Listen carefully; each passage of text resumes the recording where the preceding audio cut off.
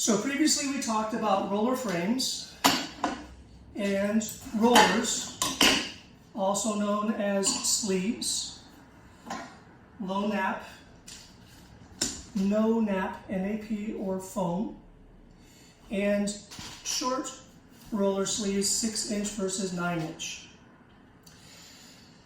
The amount of paint that is picked up by the roller sleeve, and transferred to the surface that you are painting affects the final result.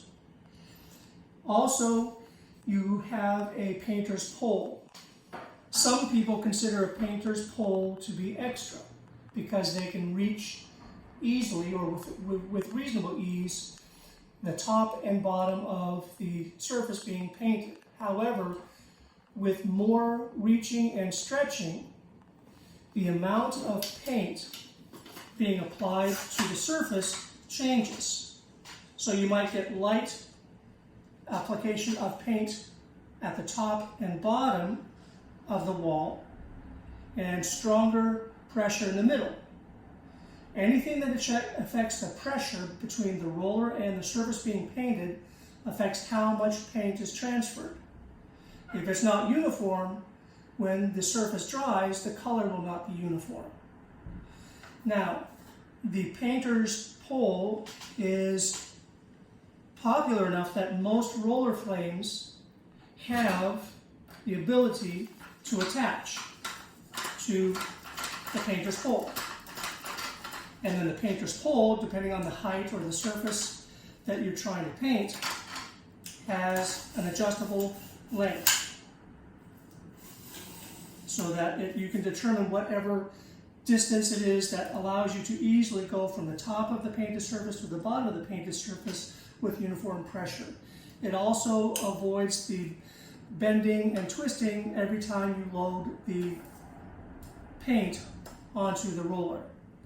How many roller sleeves and type do you need? Well, I typically use one 9-inch roller for each color, and I also have one small or mini roller for each color. Some of these mini rollers have a plastic tip here, and when you roll it in the paint carefully, this either does not get paint on it or can be wiped clean, and then this can be used along an elevated surface to guide you applying paint. Now notice the roller is not rolling smoothly, so that would be a problem. Each time it stops, the amount of paint being transferred changes and is not uniform. So I would make sure that this works better before I would actually use it on a job. So one small roller, one large roller for each color. In the event that the roller becomes contaminated or lost, or you have to get another one, you have to get the same nap for all of the surfaces being painted in that color. If you change the nap, it changes how much paint is being transferred and will change the dried surface color.